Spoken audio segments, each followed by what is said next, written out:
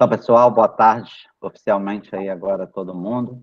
Eu quero agradecer mais uma vez a todos os secretários que estão aqui presentes.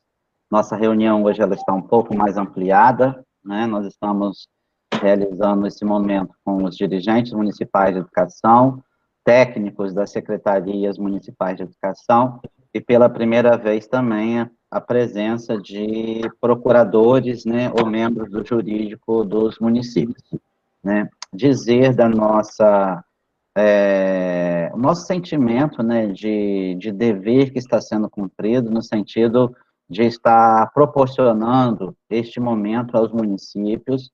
Nós já vamos para várias reuniões, e aí sempre trazendo, já trouxemos o Ministério Público, o secretário de Estado, e hoje aí com a presença ilustre do nosso primeiro amigo, mas aqui hoje numa posição que a gente vai respeitar, né, muito mais como conselheiro estadual, né, do Tribunal de Contas do Espírito Santo, ele que sempre foi parceiro aí da Undime, participando dos nossos eventos, enquanto esteve como deputado, Rodrigo Coelho.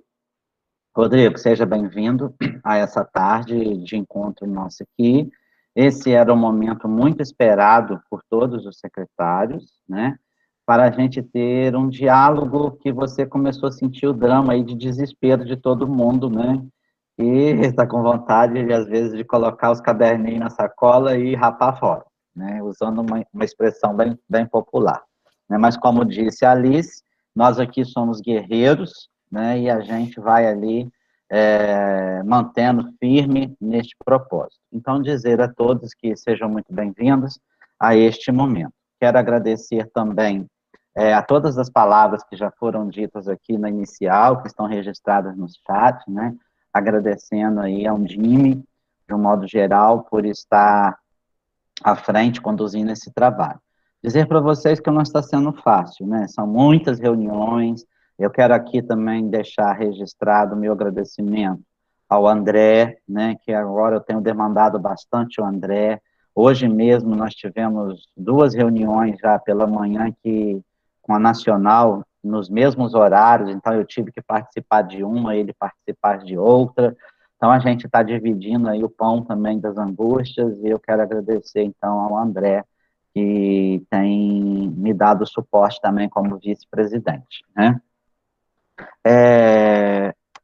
Dizer aí que nós publicamos no grupo a nossa webinar de amanhã, eu já vou fazer essas comunicações agora no início.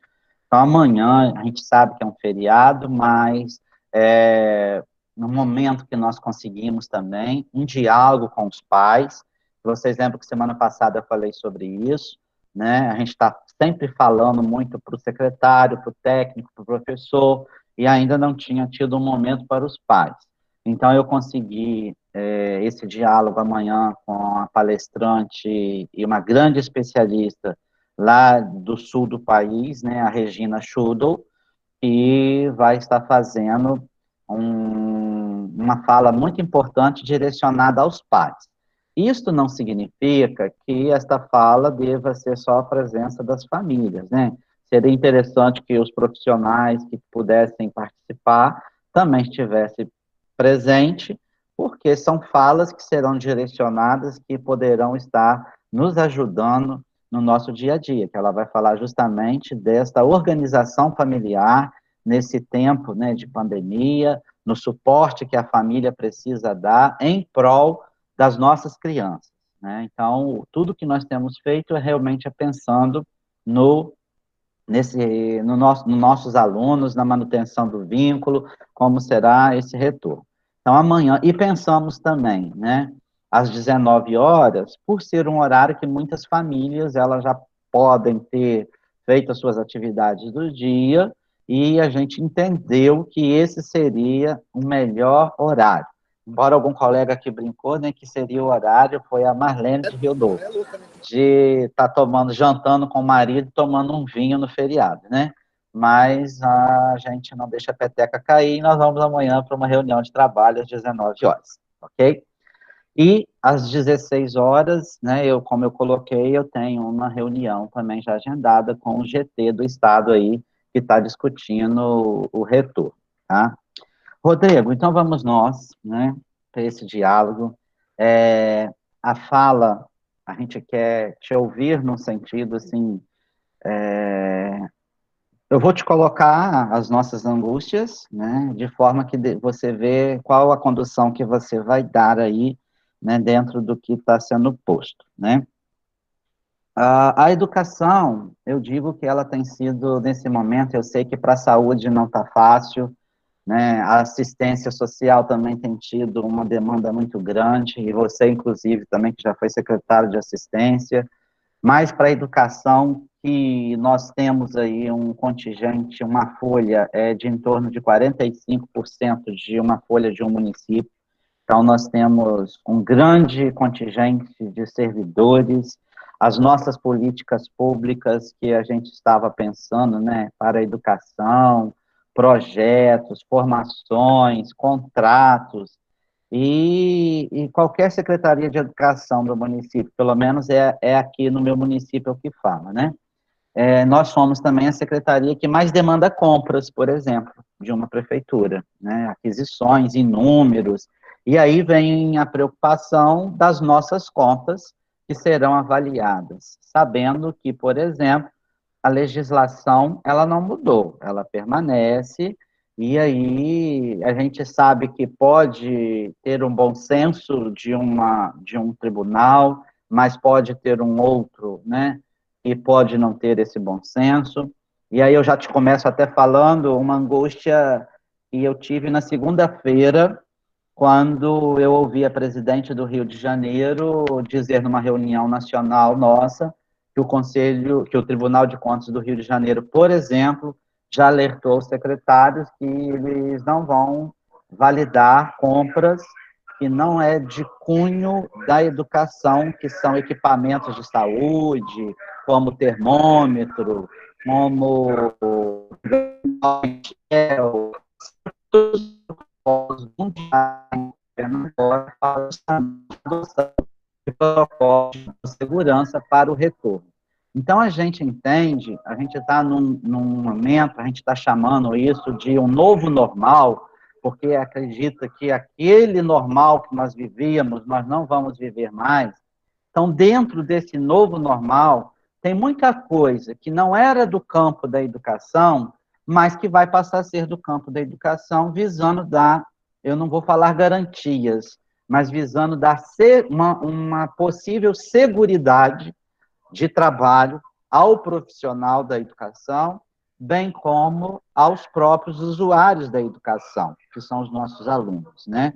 Tendo em vista que nas escolas nós concentramos um grande fluxo de pessoas diariamente. Então, eu começo colocando essa diretriz para você. Contas. Como pensar em contas, tá? Num cenário como este, né? Pois os secretários de educação, eles estão entrando basicamente em desespero, considerando, inclusive, que o próprio Ministério Público tem solicitado várias cobranças da gente, de como que nós estamos procedendo. Então, o cenário de insegurança é muito grande, né? E dentre eles, neste momento, que está afetando o Espírito Santo como modo geral, também são os contratos trabalhistas, onde muitos municípios estão tendo que adotar, né, em virtude da queda de arrecadação, a decisão de estar cessando os contratos. E aí também vem uma preocupação em cima disso. Índices, 25% de educação, lei de responsabilidade fiscal.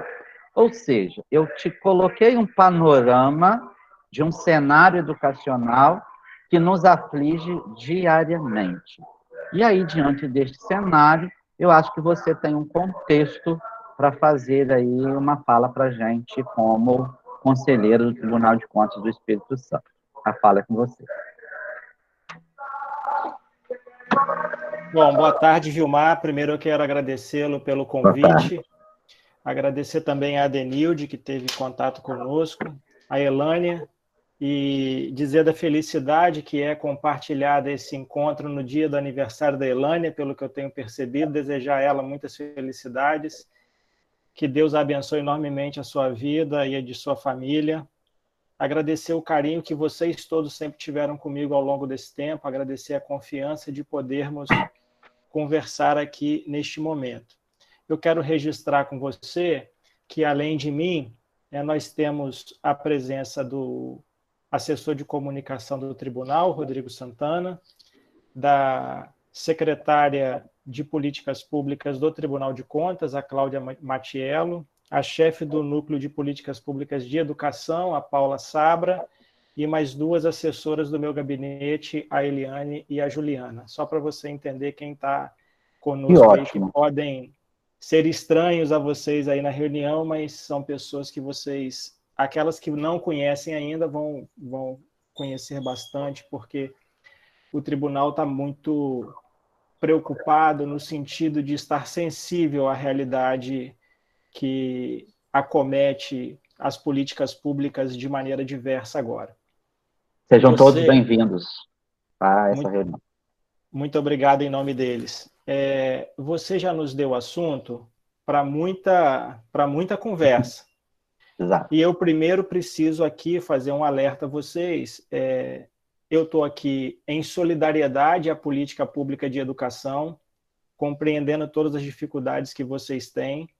Então, esse é o sentimento que me traz a essa reunião, o sentimento de solidariedade, da necessidade de contribuição, porque, como você disse, neste novo normal que se estabelecerá, há a necessidade de, como disse o ex-presidente Fernando Henrique numa entrevista recente, de inventar um futuro novo.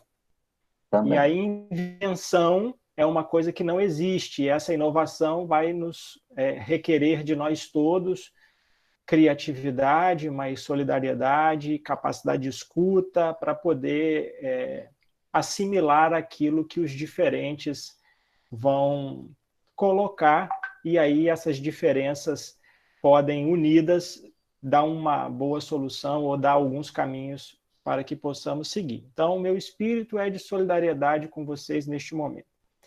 Uma questão importante, a segunda questão importante que precisamos tratar eu tenho um papel no Tribunal de Contas de juiz das contas. Então, eu tenho um limite até onde eu posso caminhar com vocês.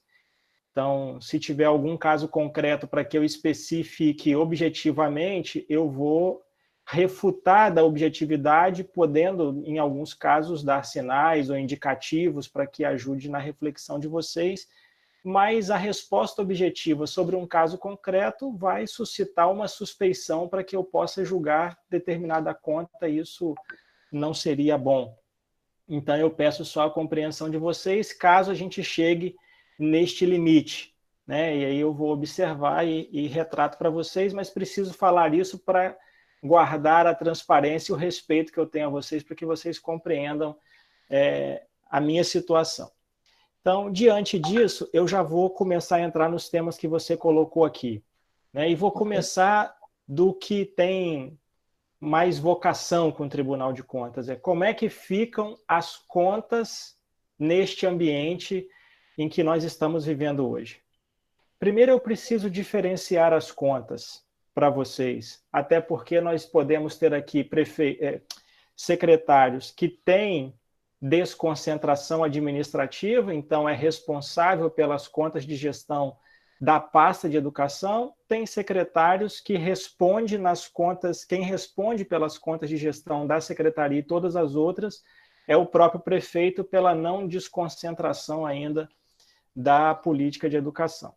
Então, nós dividimos as contas em duas: contas de governo, contas de gestão. Contas de gestão são aquelas que vão analisar os atos de gestão, como você comprou, se teve superfaturamento ou não, questões relacionadas a este universo.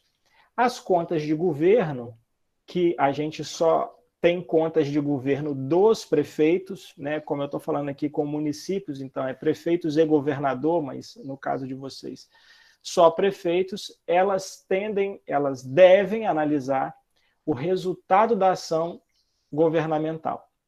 Então, ela teria que avaliar o resultado da política de educação. Você pensa assim, o quanto eu atinjo no IDEB diz respeito ao Tribunal de Contas? Diz. A gente pouco viu isso ao longo do tempo, mas isso diz respeito ao Tribunal de Contas. Então, é só para vocês terem compreensão das duas questões que se colocam aqui. E neste ambiente de contas, nas contas de governo, nós observamos os índices, Vilmar, que você colocou, os 25% da educação, os índices da LRF. E o Tribunal de Contas do Estado do Espírito Santo tem sido muito dedicado à observância desses índices, porque é papel do Tribunal de Contas ser guardião da LRF, da Lei de Responsabilidade Fiscal. Foi aos tribunais de contas que essa delegação foi feita de guardar a Lei de Responsabilidade Fiscal. Acontece que, no advento da calamidade pública decretada, muitos artigos da Lei de Responsabilidade Fiscal foram flexibilizados, de modo que nós vamos observar, porque nós não queremos que os municípios, por conta dessa situação diferente, incomum que nós estamos vivendo, carregadas de dificuldades, faça com que os municípios percam a capacidade de estabelecer alguma sustentabilidade no campo fiscal. Então, nós vamos observar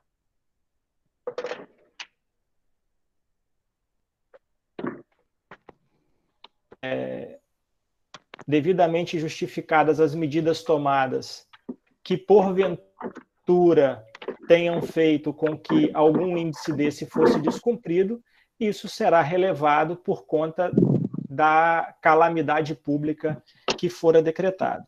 Então, assim, tratando muito especificamente, quando você fala que a nossa presidente do Tribunal de Contas do Estado do Rio de Janeiro, Mariana Willemann, diz que não vai aderir, não vai considerar os medicamentos, os EPIs, né, vamos chamar de EPIs, para estabelecimento da segurança sanitária como instrumentos e insumos da educação, isso deverá ser estabelecido pelo Poder Legislativo, porque o Tribunal de Contas ele vai se orientar por aquilo que o Poder Legislativo estabelecer. Se nós tivermos uma norma rígida quanto às despesas de educação, nós vamos ter que acompanhar aquela norma rígida, mas sabendo nós que aqui no Estado do Espírito Santo nós temos uma sensibilidade muito grande com este assunto, né? E aí eu posso exemplificar essa sensibilidade respondendo a uma outra pergunta sua, que é os contratos trabalhistas que você mencionou aqui inicialmente. Nós respondemos uma consulta do município de João Neiva, que perguntava se podia demitir os trabalhadores em designação temporária. Muitos de vocês já devem ter lido o parecer, que foi o parecer consulta, que foi aprovado pelo plenário do tribunal, com um voto apresentado pelo conselheiro Domingos Taufner, que se eu pudesse resumi-lo, e aí todo resumo você corre o risco de simplificar demais, mas vou correr esse risco para tentar ser didático, né, numa linguagem que vocês entendem bem, a resposta é: vocês podem, mas não devem, porque tem uma série de outras questões que podem acometer o processo educacional. Primeiro, tem as questões sociais envolvidas na demissão desses trabalhadores. Segundo, tem a recontratação quando vocês forem retomar a atividade escolar. Então, é importante, a gente não vai dizer, você não pode fazer. Se um prefeito tomar essa decisão, ele não será condenado porque fez. Não tem isso. Mas nós estamos aqui dizendo a vocês, olha, se tiver outro caminho, se vocês identificarem outro caminho, se vocês identificarem outro caminho, justificarem esse caminho, mesmo que isso exceda com uma margem de segurança, né, com a prudência necessária, vocês justifiquem e façam da maneira que acharem importante. Mas eu vou aproveitar o gancho dessa pergunta para trazer aqui o estabelecimento de uma discussão com vocês que foi levantada pelo Tribunal de Contas em processo do ano passado, que foi o processo 3330 de 2019, em que nós fizemos uma verificação das redes que estabelecemos para o Estado efetivar um regime de colaboração, recomendamos aos municípios que instituíssem um software de gestão escolar para que pudesse verificar a possibilidade de otimizar, de organizar melhor as redes. E aqui, diante da pandemia, em que vocês vão ter inúmeras dificuldades, e vou fazer um parêntese anterior, para dizer que eu não sei se é bom ou ruim ter eleição nesse momento, porque se tendo eleição nesse momento, vocês estão com o mandato no final, e são as pessoas que estão designadas para pensar os próximos passos da educação. E quando a gente fala de próximos passos, não são os próximos passos de uma corrida curta. Vocês precisam pensar pelo menos 2, 3 anos para frente, mas eu entendo que o raciocínio tem que ser histórico, porque foi imposta uma necessidade que pode ser, vocês estão discutindo isso nos fóruns de vocês, eu não estou aqui para falar das questões pedagógicas que envolvem a educação, mas pode ser uma ameaça terrível e vocês podem alcançar um retrocesso muito grande, mas pode ser uma oportunidade de alavancar coisas que vocês queriam há muito tempo e não conseguiam porque as relações políticas acabavam não permitindo. Então, vocês vão precisar pensar a médio e longo prazo. Ferramentas tecnológicas que não eram acessíveis precisarão ser acessíveis. E isso tudo tem custo. E a educação terá que ter maturidade necessária para entender que ela será, se não a mais importante política pública, uma das, porque a partir dela haverá um impulso de desenvolvimento nos seus municípios, não tenham dúvida disso, e eu estou dizendo isso porque se vocês estão estabelecendo protocolos de retorno às aulas, em que vocês vão diminuir o número de alunos por sala de aula para fazer um rodízio, que é o que eu já ouvi, se vocês vão manter um volume, uma quantidade de horas dedicada à educação remota para que os meninos tenham aí um ensino híbrido, um pouco em casa, um pouco na escola, se vocês vão mudar as características sanitárias das escolas, se vocês vão estabelecer espaços de convivência maiores, porque precisa estabelecer uma convivência com distâncias seguras, com higienização segura, tudo isso impacta em custo, mas impacta em necessidades. Por quê? Nós temos um contingente de alunos que não tem acesso a celular com internet, muito menos acesso a computador, que não tem acesso à banda de acesso à internet que chegue na sua casa dando a ele condições de participar das aulas. Isso pode aumentar ainda mais as dificuldades. Então, os municípios vão ter que discutir a oferta desses serviços, e isso vai começar a discussão por conta da necessidade dos alunos, mas vai impactar a vida social das pessoas, porque se você melhorar o acesso à internet em Jerônimo Monteiro, em Bom Jesus do Norte, em Alegre, em São Roque do Canaã, em Mucurici, em Mantenópolis, em São Mateus, muitos trabalhadores também não precisarão migrar para a capital para exercer sua atividade laboral, porque muitos trabalhadores a desempenharão por atividade de home office, por atividade remota, mas o que vai trazer motivação para que seja ofertada essa infraestrutura nas cidades será a necessidade de escala que os alunos da rede pública necessitarão. Alunos da rede pública que nas cidades de médio porte, cidades de médio e grande porte, que têm escolas privadas, vão ainda ser mais incrementadas de demanda, né? Vocês vão ter mais alunos, porque muitos pais, por conta desse momento que estão vivendo, estão tirando os alunos da rede privada e vão migrar para a escola pública. nós teremos um problema social que será, vão determinar a volta de muitas atividades laborais, mas a gente vem ouvindo as pessoas conversando de que as aulas de creche serão as últimas a retornar. As mães, que são as trabalhadoras que precisarão voltar, não terão com quem deixar as crianças, caso isso se configure dessa maneira. Então, vocês vão ter que fazer um rearranjo total de como ofertar. Porque se o modelo de escola tem que mudar, muda tudo. Mudou tudo. Não muda pouca coisa. Vai mudar como vocês vão contratar nas redes de vocês, porque os professores, eles estão formados para dar educação à distância ou educação remota, porque muitos não gostam desse termo, ou ofertar educação com mediação de tecnologias, como eu vi um membro recente do Conselho Nacional de Educação dizer, os professores não estão preparados para isso, eles terão que ser formados.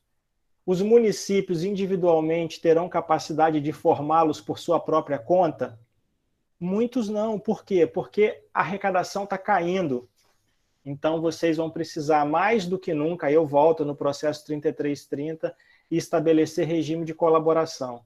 E aqui, preciso dizer a vocês, a primeira coisa que eu entendo, e aí vou dizer a vocês, não na condição de juiz, porque isso é uma escolha que vocês vão fazer e vocês não serão julgados pela escolha como se fosse uma escolha binária. Isso aqui te condena, isso aqui te absolve. Vocês têm várias escolhas que poderão fazer.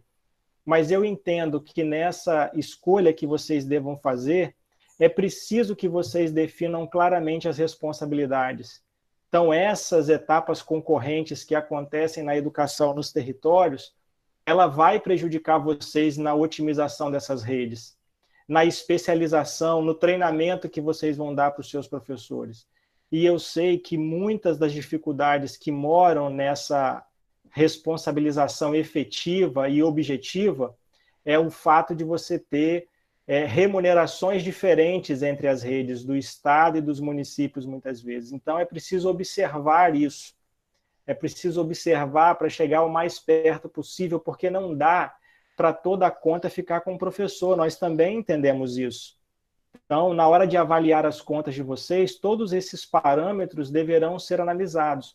Agora, também não dá para os municípios atenderem a demanda na pressão, porque muitas vezes o município não tem condição de abrir uma determinada turma para uma determinada etapa, mas como a demanda está perto do município, ele acaba absorvendo aquilo porque o Estado não atendeu na velocidade que precisava, ou porque as pessoas não conseguiram apresentar essa demanda para o Estado, ele não conseguiu nem analisar essa demanda. Então, essa colaboração precisa ter as responsabilidades estabelecidas muito claramente. E aí desafios enormes serão apresentados, e um deles eu apresento para vocês, que é a educação no campo.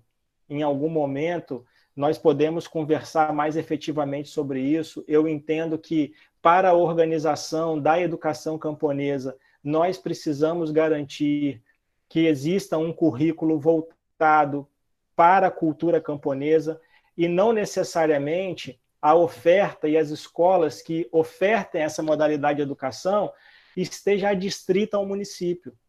Vocês podem organizar, e aí a gente precisaria conversar mais sobre isso para poder detalhar, uma forma meio que distrital que obedece uma lógica diferente para atender esses alunos. Mas é importante que vocês tenham essas responsabilidades definidas claramente para vocês conseguirem otimizar a rede, porque vai ser com o mesmo número de escolas que vocês vão atuar, se vocês precisam aumentar espaços escolares, se vocês precisam oferecer educação híbrida, se vocês vão oferecer equipamentos digitais para que as pessoas tenham acesso, é necessário que vocês pensem como é que vocês vão fazer isso caber na arrecadação de vocês. Porque é importante que não seja reduzido os 25% na educação. Por que é importante que não seja reduzido? É importante que não seja reduzido porque ninguém conhece o tamanho do desafio que está por vir, efetivamente. Ninguém pode dizer que sabe exatamente como será, mas nós também precisamos que isso seja institucionalizado. O Fundeb está acabando. Tem uma discussão no Congresso Nacional. Sem aprovação, do Fundeb. Então, tem um conjunto de pessoas que está em Brasília, o estabelecimento do financiamento da educação. É importante que vocês pensem na base como que vocês vão organizar-se para que tenham condições de receber e implementar os recursos recebidos. Então, as redes elas terão necessariamente configurações diferentes. Se as responsabilidades não tiverem efetivamente estabelecidas, vocês terão mais dificuldade de organizar. E outra coisa que a colaboração deverá fazer é a colaboração horizontal, que é entre vocês. Estabelecer formação de professores meio que consorciadas, vários municípios estabelecendo uma mesma formação de professores. Vocês vão precisar pensar muito fora da caixinha de vocês para preparar esses professores para o novo tempo, para esse novo padrão de aula. Vocês vão ter que pensar a rede de profissionais. O profissional que vai dar aula na sala de aula é o mesmo, o professor que vai dar aula na sala de aula é o mesmo professor que vai dar aula remota? A plataforma de aprendizagem que ele vai utilizar, como que vai se verificar? Isso vocês precisam definir e vir conversar com a gente para a gente compreender como é que isso vai acontecer para poder julgar bem as contas de vocês. Porque essa discussão está acontecendo e ela terá um impacto nas contas, efetivamente, de maneira inequívoca. Mas como que isso vai se dar? Né? O planejamento, eu vou usar uma expressão aqui, não me entendam mal, não entendam como uma crítica a vocês, porque eu acho que vocês não são aqueles que deram causa a isso que acontece. Mas é importante a gente trazer o problema. A rede educacional que nós conhecemos, e nós vimos isso no processo que nós conduzimos no tribunal ano passado, ela por muitas vezes fez com que nós tivéssemos um universo de pessoal, de escolas, de unidades escolares maior do que é necessária por conta dessa... É uma comunidade que abriu uma escola lá há muito tempo atrás, mas que você não consegue fechar porque as relações pessoais, as relações comunitárias te impedem. É aquela comunidade que quer queimar o pneu e o secretário não consegue tomar uma atitude porque o prefeito não vai permitir, porque isso tem uma repercussão política muito forte. Então, lidar com isso, e é claro que cada rede lidou de uma maneira diferente, não é toda a rede que tem excessos, mas a gente viu muita ociosidade em muitas escolas, em muitos municípios. Isso acaba fazendo com que o problema dos contratos trabalhistas ficassem do tamanho que ficou. Né? Porque se as redes estivessem otimizadas, enxutas, o impacto disso poderia ter sido menor. Então, o trabalho do dia seguinte para o julgamento das contas, ele deverá observar essa questão que nós estamos aqui comentando com vocês. Então, o regime de colaboração que está citado e previsto na LDB, que está citado e previsto muitas vezes no Plano Nacional de Educação, que não deverá ser rasgado, apesar de muita gente achar que agora a gente não tem como cumprir Plano Nacional de Educação, Plano Municipal de Educação. Eu acho que nós temos que observar que isso deverá ser cumprido efetivamente pelos municípios, mas refletindo muito sobre essas necessidades. Eu também sei que, eu disse lá na frente, que a educação vai ter que ter maturidade de perceber que será indutora de muitas mudanças que acontecerá na vida social, mas terá de ter a humildade de perceber que essas coisas não se resolverão sozinhas. E por que eu estou dizendo isso aqui, correndo o risco de ser mal interpretado às vezes?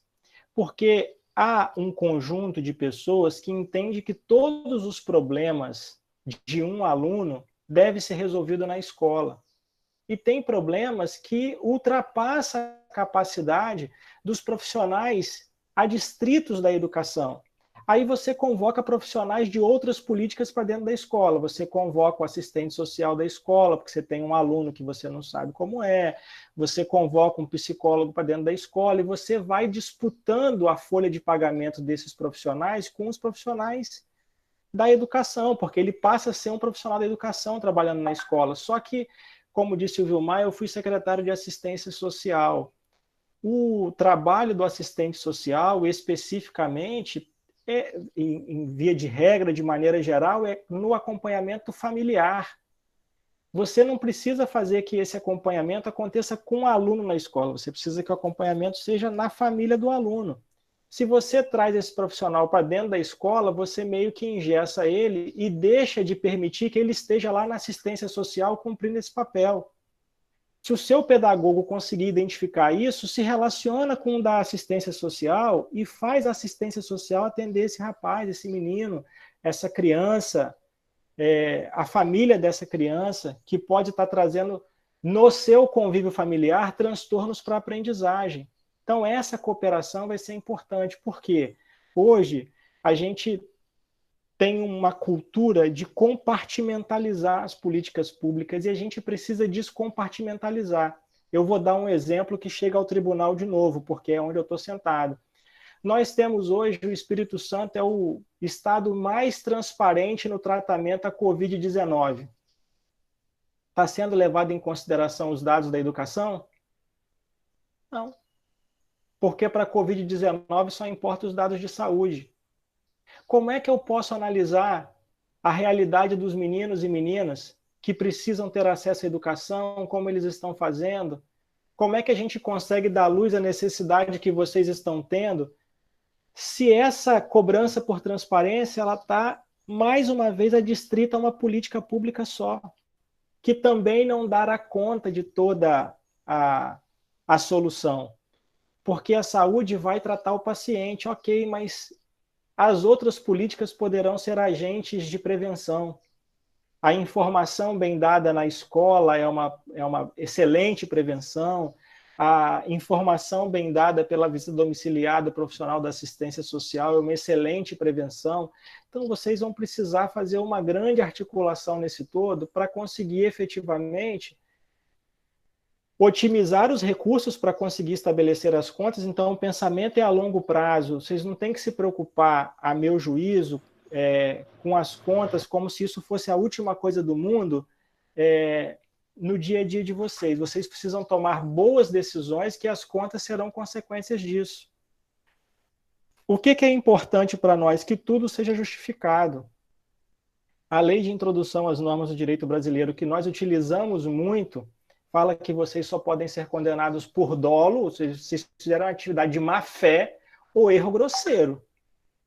Se vocês não estiverem praticando nada, nenhum ato com dolo, e nem estejam cometendo um erro grosseiro, né? E um erro grosseiro é aquele que o cidadão médio consegue verificar que está errado facilmente, vocês terão muita sensibilidade na análise, e eu falo isso por conhecer os demais conselheiros do Tribunal de Contas do Estado do Espírito Santo. Só que o Tribunal de Contas, assim, eu estou tratando aqui de vários cenários com vocês para tentar sugerir a vocês o quê? Nós queremos ajudar vocês a alcançar alternativas. E espero que essa minha primeira abordagem com vocês aqui tenha os sensibilizados, porque nós faremos um aprofundamento daquele processo que nós fizemos no ano passado, arguindo vocês sobre matrícula, sobre a infraestrutura das escolas, sobre a gente vai tentar apurar as folhas de pagamentos, os planos de carreira, para tentar demonstrar que é possível estabelecer esse rearranjo de responsabilidades, tentar melhorar os planos de cargos e salários dos municípios para a gente valorizar o professor, porque não dá para tudo que a gente fala, não dá para encarar a educação, a gente precisa ter preocupação com a sustentabilidade fiscal, eu já disse isso aqui, mas não dá para você pensar assim, na educação a gente tem que cortar, a gente tem que tirar, tem que diminuir o salário do professor, tem que aumentar o número de alunos na sala. Na sala não, mas na escola vocês vão ter que reconfigurar isso. Por quê? Porque a conta vai precisar fechar, vocês vão ter que estabelecer como é que os professores vão ficar na sala de aula e aplicando educação remota, mas isso com especialização de vocês, a sua rede está especializada em que etapa do ensino?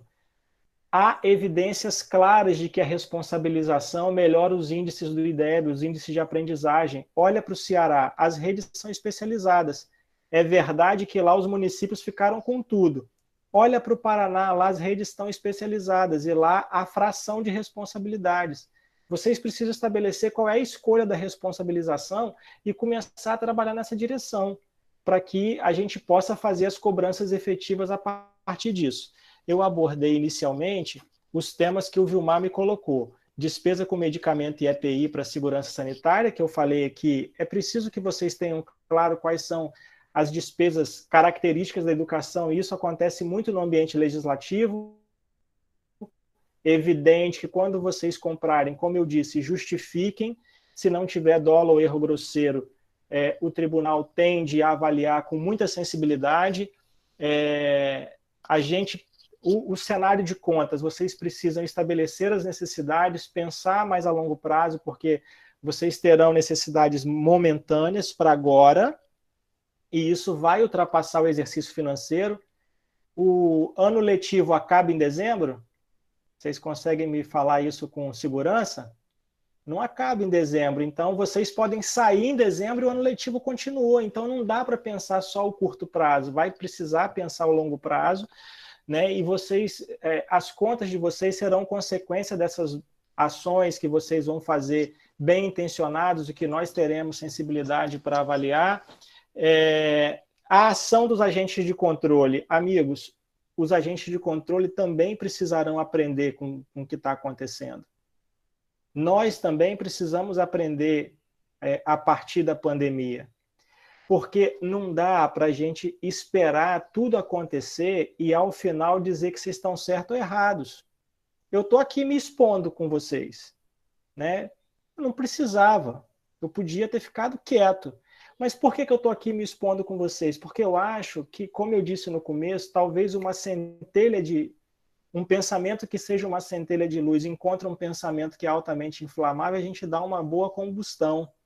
Então a gente precisa, se vocês quiserem pensar juntos, aqui junto de vocês, me ouvindo, tá? A Paula, a Cláudia, que vão ser as responsáveis pela auditoria do Tribunal de Contas junto aos municípios de vocês, vocês podem conversar com elas. Quando vocês receberem uma auditora do Tribunal de Contas no município de vocês, não tratem como se fosse alguém querendo achar o seu defeito. Não é isso. Está querendo encontrar soluções juntos com vocês. Hoje, nós queremos fazer um trabalho concomitante, precisamos aprender juntos, mas a gente precisa ouvir. O conselheiro é quem tem a posição mais delicada, porque vai fazer o julgamento no final, mas o auditor pode conversar muito abertamente com vocês. Então, converse. Ajude a ele trazer elementos para o Tribunal de Contas para que a gente tenha capacidade de gerar dados e evidências capazes de ajudar vocês na tomada de decisões. Porque tem decisões que vocês tomam que levam em consideração a necessidade por educação dos filhos dos municípios de vocês, mas vocês não conhecem as informações de todos os atores que ofertam educação no município de vocês. Vocês não sabem qual a capacidade do Estado efetivamente para ofertar educação no município de vocês. Então, talvez a gente tenha que gerar dados com evidências para demonstrar isso. Então, assim, os órgãos de controle também precisarão aprender com vocês. Nós também precisaremos aprender juntos. Os tribunais de contas estão passando por um momento de profunda transformação, em que a gente está deixando de analisar a conformidade pura e simples, a saber se você fez certo aquele lançamento contábil, se você registrou na rubrica certa, e está passando a analisar o resultado das políticas que vocês implementam. E aí é uma análise muito mais macro, a gente leva em consideração muitos outros elementos. Então, neste espírito da necessidade de aprendizagem coletiva, eu tenho certeza que o Ministério Público também está procurando isso. O ano passado, quando nós terminamos o processo de auditoria, o levantamento que nós fizemos com vocês, nós fomos apresentar ao Ministério Público para dizer para o Ministério Público, para de falar que tem que abrir escola em tudo quanto é lugar, que os secretários municipais de educação não aguentam mais. Então, se a gente tiver informação que nos dê segurança, nós podemos fazer uma conversa franca com os outros órgãos de controle. como é o caso do Ministério Público, mas a gente precisa ter a possibilidade dessas informações. Então, quando a gente manda um questionário para vocês, não é porque a gente quer entupir vocês de trabalho, a gente quer ter respostas que sejam capazes de orientar vocês a tomarem as decisões, não que a gente induza as decisões, a gente não quer isso, porque essa escolha é de vocês. A gente quer orientar no seguinte sentido, ó, o seu cenário todo é esse, você é isso, você já conhece, mas o Estado é isso, e a instituição privada é aquilo, é esse o cenário que está posto. Então, assim, é nesse sentido, Vilmar, que eu queria fazer as minhas abordagens iniciais. Eu não sei se eu fui claro o suficiente para vocês, eu não sei se as abordagens eram mais ou menos na direção que vocês gostariam que elas fossem, mas como eu estou aqui aberto a perguntas, fiquem à vontade para perguntar e eu, se eu puder responder, responderei com prazer.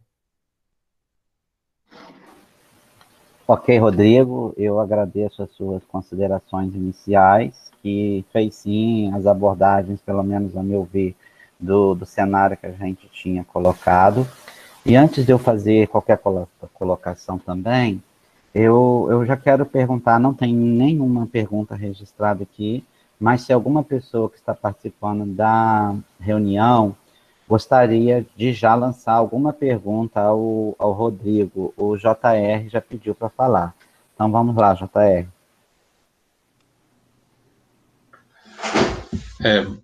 Boa tarde, pessoal. Boa tarde, Rodrigo. A todos aí, os convidados do tribunal. É óbvio que a gente ouve você falando, assim, Rodrigo, deixa a gente um pouco mais aliviado, mesmo sabendo dessa questão que não é oficial, né? Algo oficial, sabendo da sua competência enquanto conselheiro, mas a gente fica ali, de certa forma, bem tranquilizado, até porque você usa muito bem as palavras nesse sentido.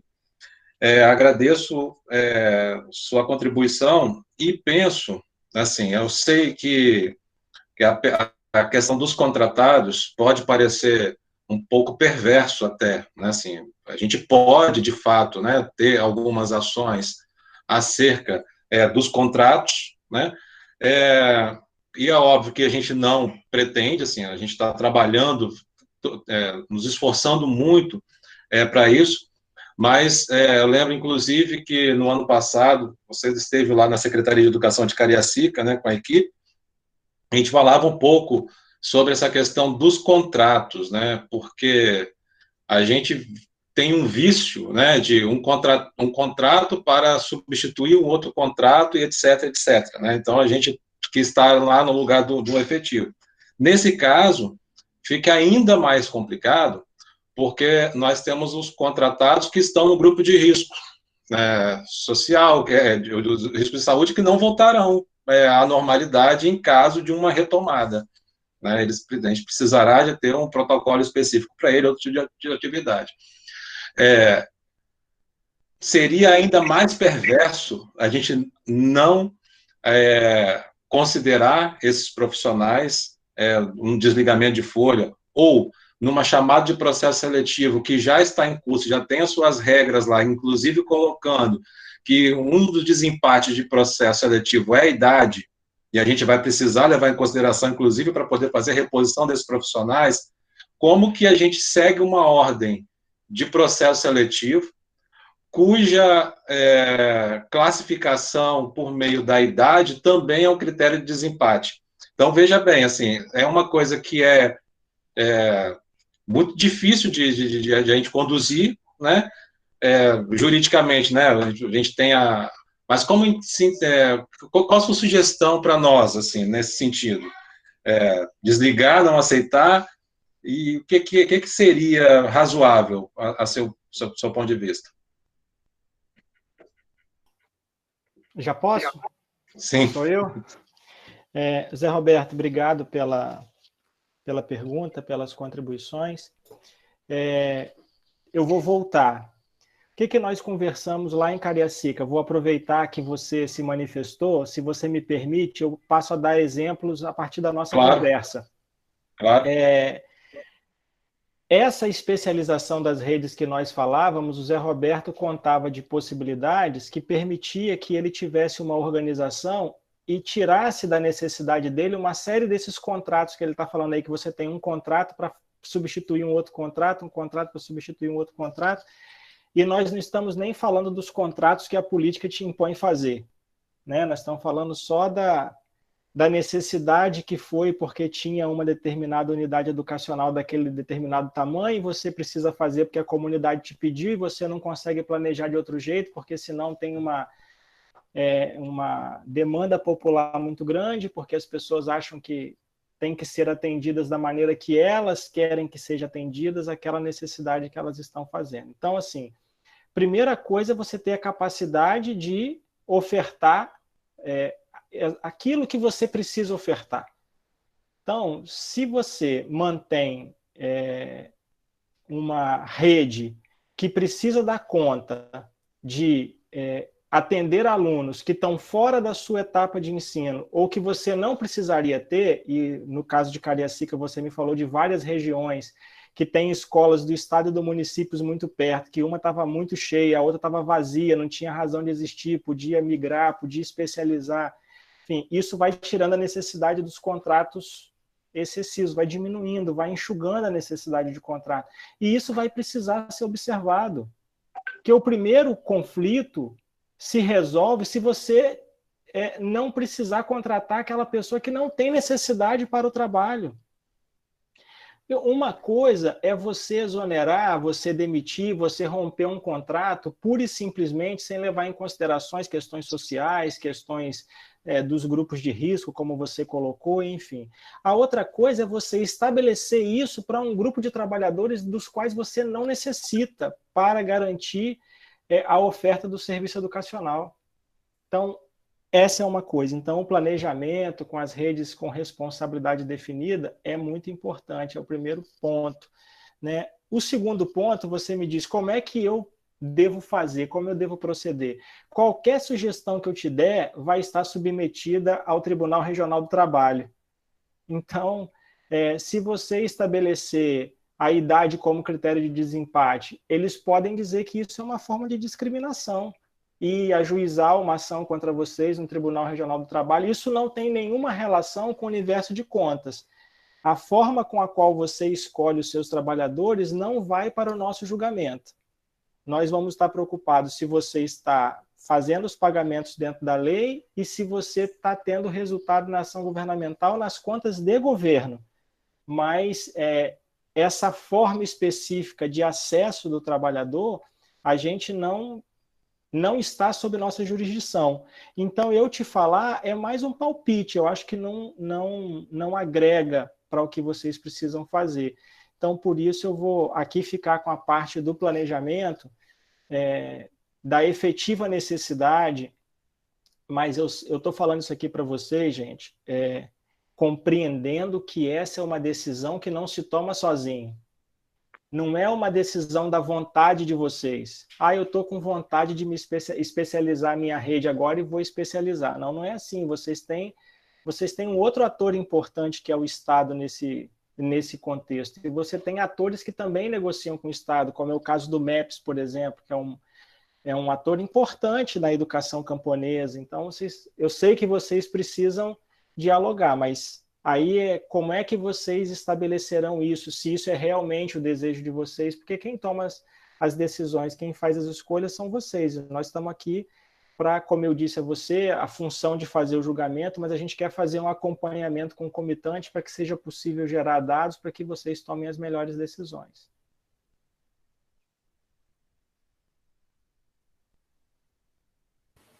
Ok.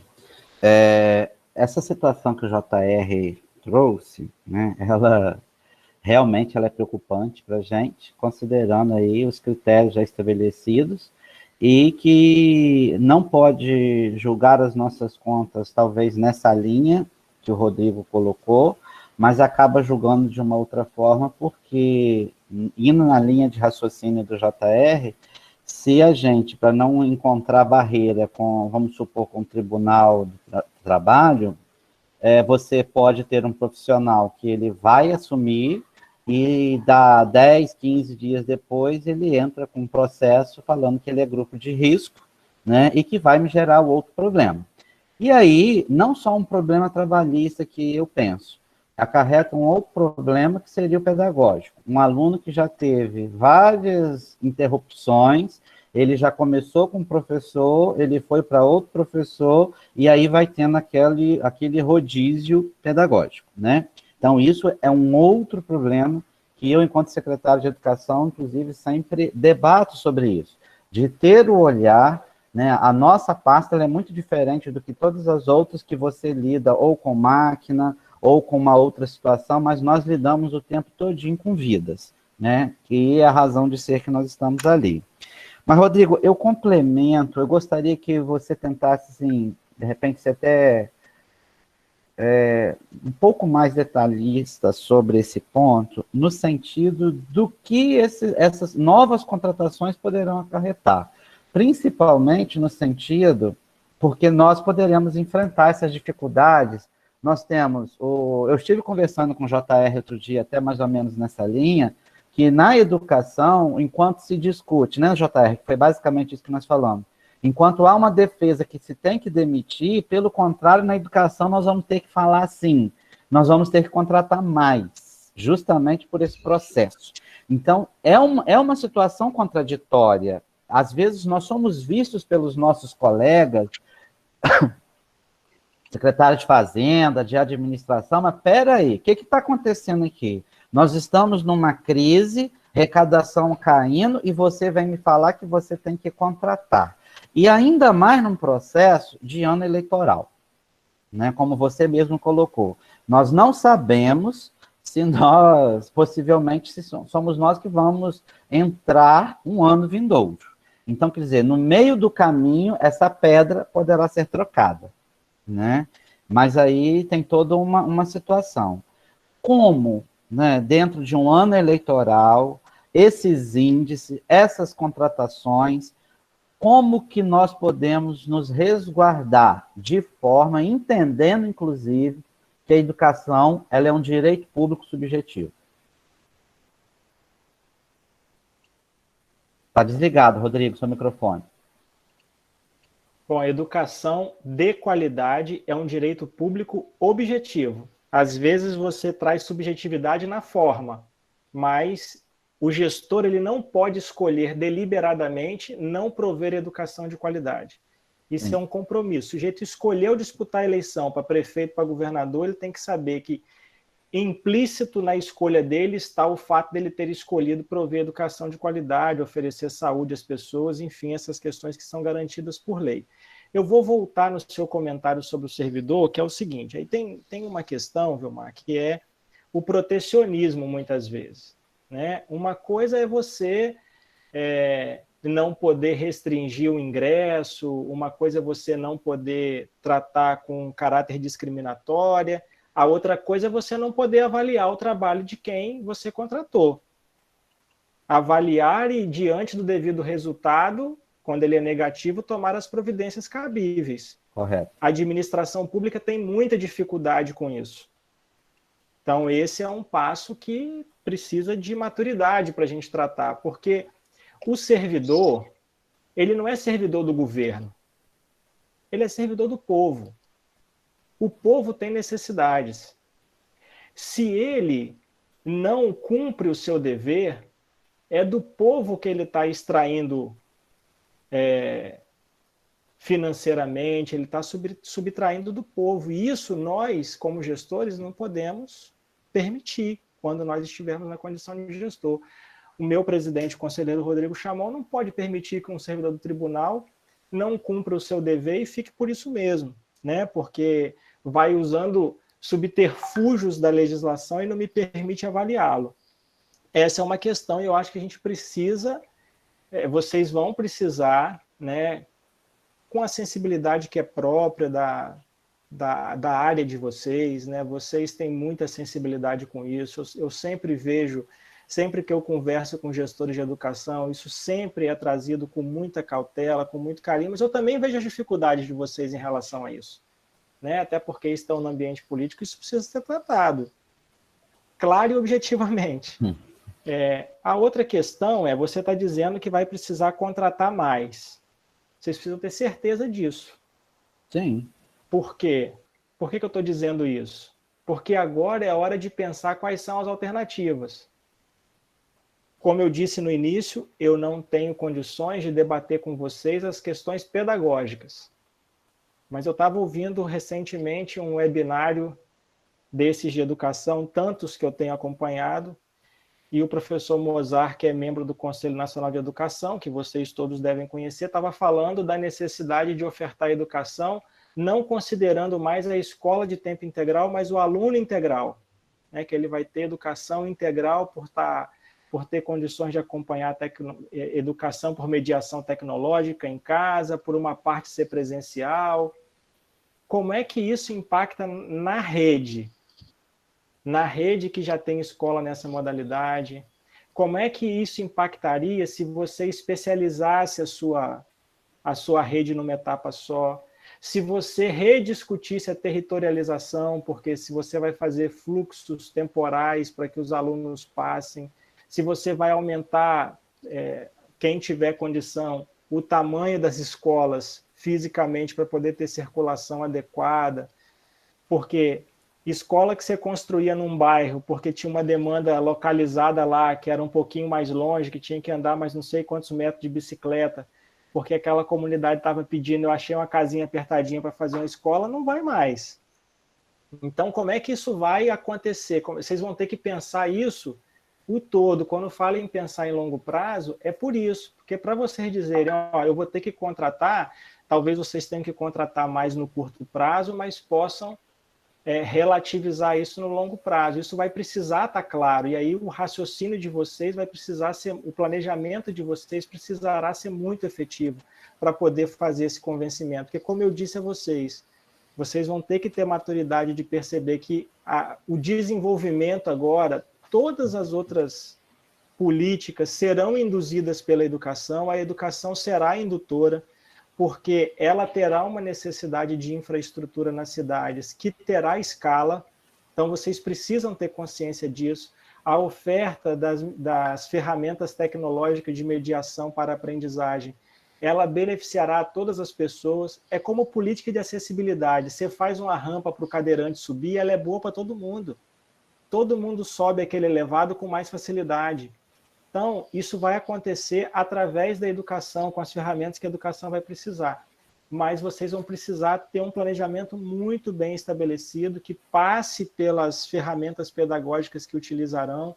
Mas eu insisto, vocês terão despesas novas. Como é que vai ser a formação de professores de vocês? Vai ser na mesma proporção que estava dando, com o volume de desafios que estão postos para vocês? Não será. Como é que vai concorrer isso? Tem uma discussão que é nacional, que vocês estão participando, né, que é como é que financia a educação. O Fundeb vai ter 10% do governo federal, vai passar para 20%, vai usar o salário de educação como parte da participação do governo federal. Isso é uma discussão que está lá, foge à minha jurisdição, mas é o ambiente político estabelecido e vocês precisarão acompanhar isso, fazer as lutas políticas que necessitam fazer. E, de outro lado, precisa pensar na base como é que isso se estabelecerá, porque vocês precisam pensar daqui para frente como que essas redes municipais vão se organizar, que tipo de profissionais vocês vão ter nessas redes de vocês. Tem muita gente que tem muito profissional que é naquela prerrogativa de resolver todos os problemas na sua própria unidade. E vai ter que compartilhar com outras políticas. Então, esse planejamento será determinante para vocês. Agora, em período de calamidade, vocês têm os índices flexibilizados. Pode fazer de qualquer jeito só porque está flexibilizado? Não, vocês precisam justificar. Mas esse curto prazo, vocês têm um certo amparo pela flexibilização. Ninguém terá contas rejeitadas porque extrapolou os 54% de pessoal com a queda da arrecadação neste período de calamidade. Mas, posteriormente, vocês precisarão voltar com isso para o lugar. Como é que faz para voltar para o lugar? Por isso que eu disse no início, se eu não sabia se era bom ou se era ruim ter eleição esse ano. talvez fosse bom dar o tempo de vocês para fazer essa primeira passagem, né? Ninguém escolheu ter pandemia no mundo esse ano. Ah, não vou prorrogar mandato porque vai beneficiar os prefeitos que estão, mas ninguém escolheu ter pandemia agora, ninguém escolheu estar vivendo esse momento. Aí você pensa, faz um planejamento extenso, chega alguém que não está contextualizado do que está acontecendo, não sabe as dificuldades que você passou, joga tudo fora e acha que vai achar soluções mirabolantes novas e vai começar tudo de novo. Aí daí a 2 anos, quando ele consegue conhecer a máquina toda, fazer um planejamento razoável, tem eleição para o governo do estado, aí tudo muda de novo. Então, assim, aí é o calendário que a gente não consegue mudar. Ok. Alguém mais, gente, gostaria de fazer alguma colocação? Eu queria, posso? Vilmar, Oi. Ô, Adriana, antes de você falar, Vilmar, vamos pedir a resposta aí para a pergunta da Nilda e do Gelson, que são 2 perguntas iguais. Aí a Adriana depois fala, pode ser, Adriana? Ok, é rápido aqui. É o Você seguinte, já localizou?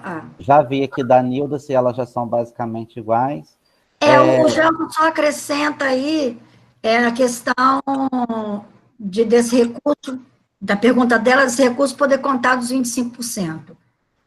Mas O investimento nos EPIs para o retorno agora, Rodrigo,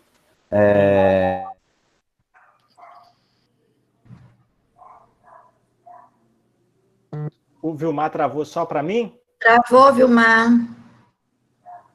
Eu não estou conseguindo achar a pergunta. A pergunta é o seguinte, Rodrigo. Ela quer saber se esse investimento aí com os IPIs pode ou não pode utilizar o recurso da educação e contar para os 25%, porque na sua fala anterior não ficou muito bem claro isso. Como eu disse anteriormente, o que é despesa da educação, tem que ficar estabelecido por legislação. Se vocês conseguirem fazer o movimento, claramente falando, com deputados federais, para que isso entre na legislação brasileira como despesa da educação, é mais fácil, é mais garantido. Eu não posso garantir a vocês como será o julgamento de um processo fático no Tribunal de Contas. Qual é o caminho que eu posso dar para vocês? Vocês precisam justificar. Isso aqui passa a ser despesa de educação a preço de hoje, né, sem mudança legislativa nenhuma. Isso aqui passou a ser necessário na educação porque nós precisamos garantir a segurança sanitária dos nossos alunos. Quem for avaliar, vai avaliar com sensibilidade, pode ter certeza, porque o tribunal está atento a essas questões. Então, assim, é o máximo que eu posso dizer a vocês, porque esse é um caso concreto, esse é um caso fático. Se eu disser para você, se eu der um veredito para vocês, eu posso ficar em suspeição para analisar um processo dessa natureza, entende? Então, o que eu posso dizer a vocês, com base na legislação que nós temos hoje, justifique bem o gasto que você está fazendo para que a gente possa analisá-lo com as características da sua justificativa. Mas então, indo nessa linha, eu entendo aí a sua colocação, dentro do que você já colocou anteriormente na questão de ser o juiz, né? Mas indo nessa linha, então, a gente, se pegar o artigo 70 da LDB, que ele diz tudo o que pode, que são atividades, meios, digamos, para a concretização do processo educativo, no novo normal, né, a gente precisa garantir a seguridade no ambiente escolar do aluno, então aí eu já conseguiria, então, né, embora não esteja escrito lá as questões relacionadas aos EPIs de saúde, mas hoje, né, isso passa a ser um cenário. E a gente, inclusive, estava discutindo isso outro dia no Conselho Estadual de Educação, justamente falando que como a educação vai mudar agora e quanto ela vai se tornar, vai demandar um investimento alto, diante de todo um contexto que vai ter que ser feito, né? E eu aproveito... Me permita só um adendo. Essa sua consideração, essa sua justificativa é ótima. Eu faria isso num documento, um considerando, e faria uma consulta ao Tribunal de Contas, porque aí você teria antecipada a garantia daquilo que você deseja. Entendi. Então já fica aqui anotado que nós vamos fazer essa consulta mesmo. Porque e aí a gente dá em forma de parecer e você fica com isso garantido, né? Seja para um lado ou para o outro, você tem estabelecido qual será a visão. Ótimo. Obrigado aí já pela dica, então. Eu aproveito para compartilhar aqui que hoje eu estive participando de uma reunião nacional com 3 deputados federais, e um deles foi para falar da PL 3165, que está discutindo justamente o aporte financeiro de 31 bilhões de reais para estados e municípios, especificamente para investimento com manutenção e desenvolvimento de ensino. E a justificativa da PL, inclusive, fala justamente isso, da necessidade, né, que a educação vai ter neste momento, de ter um novo cenário, né, e considerando a queda de arrecadação do Fundeb, principalmente. Então, esse PL, né, ele fala de uma destinação aos estados e municípios, ainda no corrente ano, de uma redistribuição de uma cifra de 31 bilhões de reais, ok? Adriana. Bom, boa tarde a todos. Boa tarde para o nosso...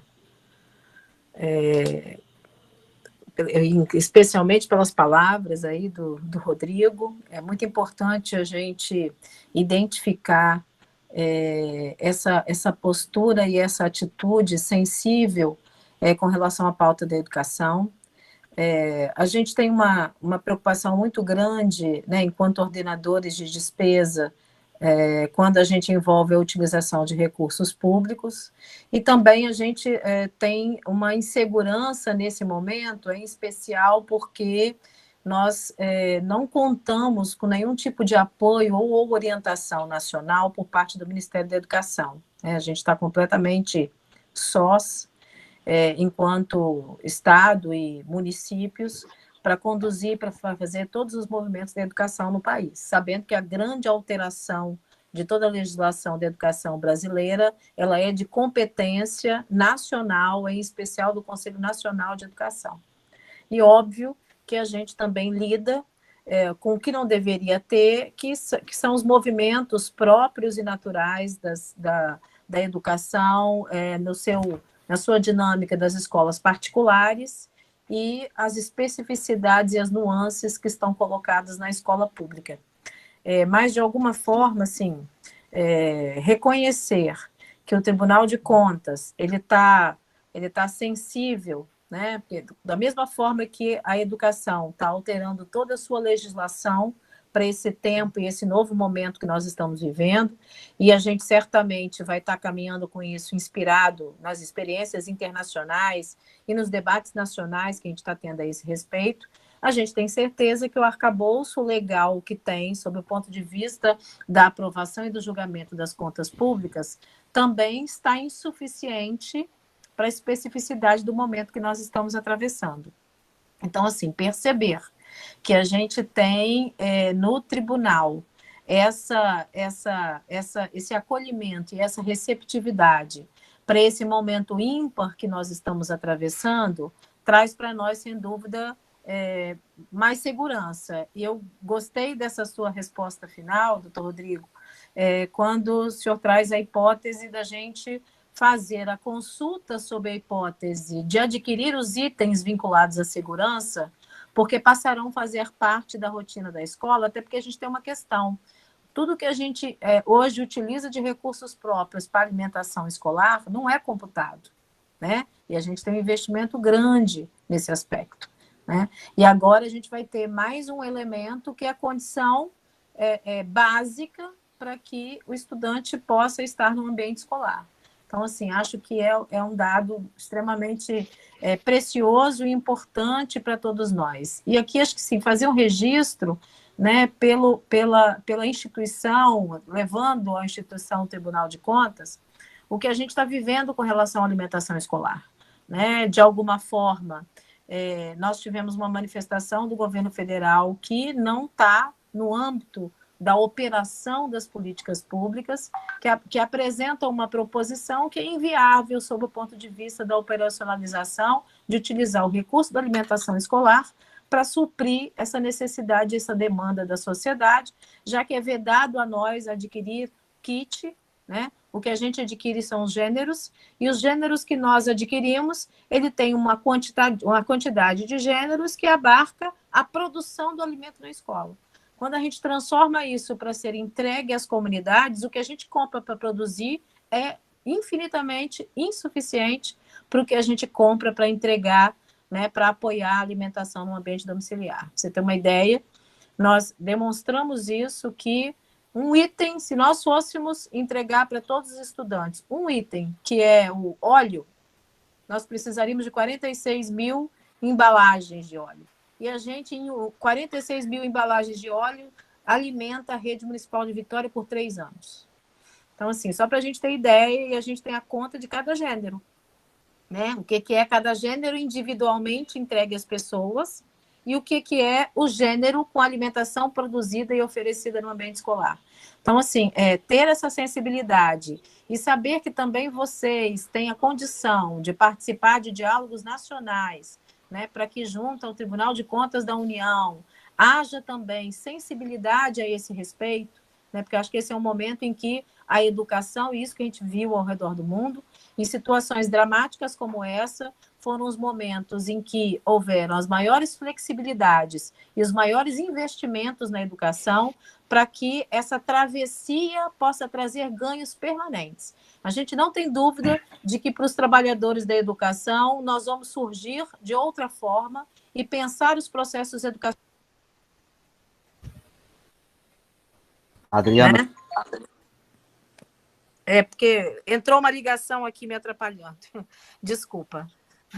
Mas muito nesse sentido, então, assim, que a gente queria dessa sensibilidade e que você, enquanto Tribunal de Contas do Espírito Santo, pudesse, em outro âmbito de discussão, até nas discussões nacionais, trazer aí uma sensibilidade maior por parte do governo federal, sob o ponto de vista do FNDE, que é o financiador da educação, né, no sentido de reconhecer esse esforço que tem que ser de todos e de muitos, para que, ao passar por esse episódio que nós estamos vivendo, a gente possa, exemplo das outras experiências do mundo, trazer mais ganhos para a educação, no sentido de levar um serviço de maior qualidade, maior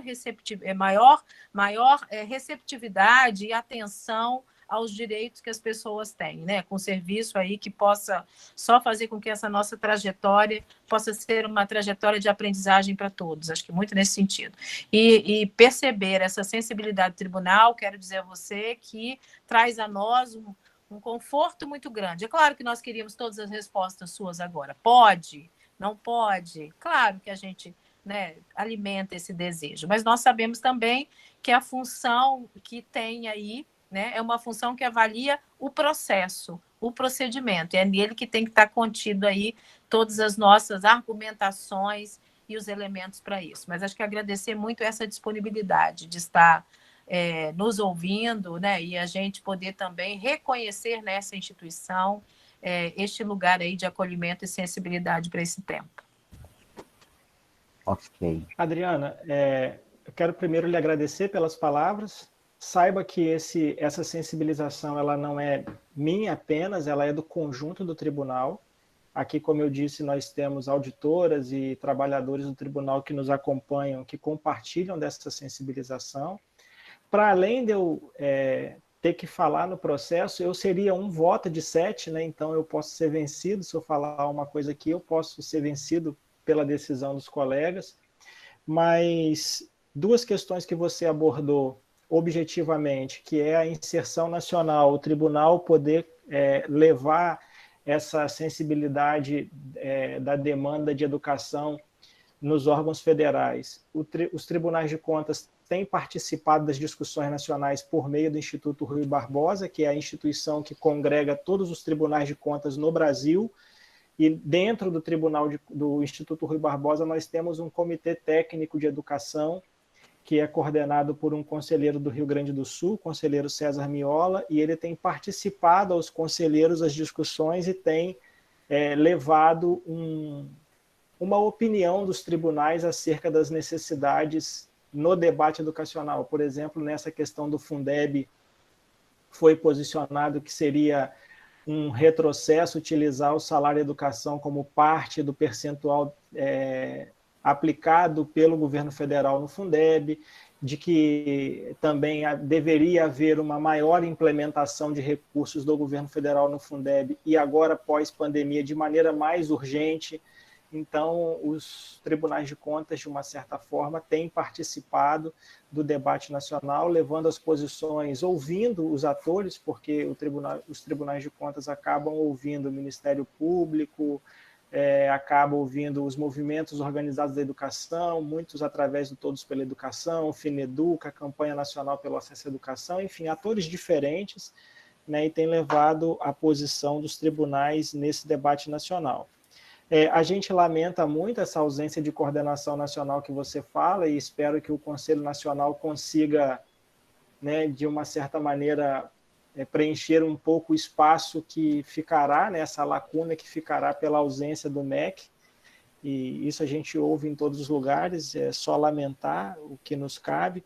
E em relação a essa questão da merenda que você coloca, e aqui tudo que eu estou falando em exemplos, eu estou falando em tese, né, não objetivamente, mas subjetivamente, eu não vejo nenhuma dificuldade desse recurso que é destinado à merenda ser adicionado a recursos de caráter de transferência de renda ou de oferta de benefício na assistência social, e eles se complementarem para evitar que o recurso da educação seja destinado num volume tão grande para uma finalidade específica que outras políticas também tentam abarcar.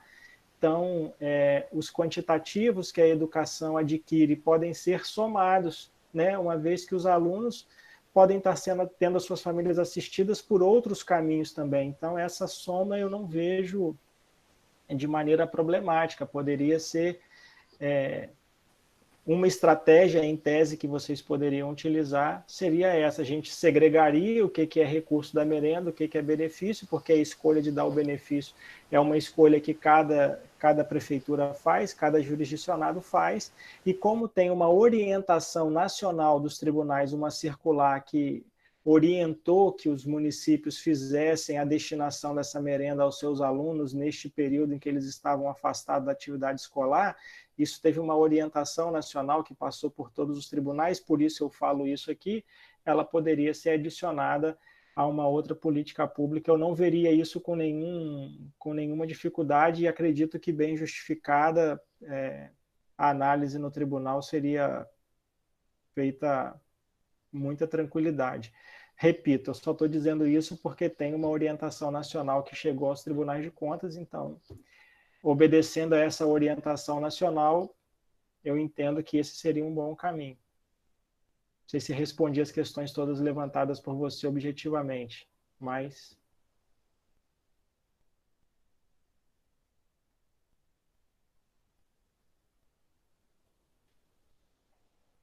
Vamos ao próximo? Tem perguntas? Nós temos algumas perguntas aqui. Fique à vontade. Deixa eu ver, eu consegui anotar aqui. Camila pergunta se, considerando a queda dos recursos do Fundeb, a suspensão da extensão de carga horária é uma medida viável? É uma escolha que o gestor vai tomar, mas, sem dúvida nenhuma, você pode, assim, a extensão de carga horária acontece para quê? Para você conseguir atingir presencialmente o maior número de alunos, e você pode fazer isso, você administrativamente pode fazer isso de maneira mais célere, e você tem sustentação jurídica para fazê-lo. Então, é uma medida que você pode tomar e rever no momento em que for retornar às aulas. Então, se essa foi a escolha do gestor, não estou dizendo que é para ser a escolha, estou dizendo que você tem mecanismos para fazer. A escolha é por conta dele, né? Assim, só para resguardar aí mas é uma possibilidade, ela pode escolher esse caminho.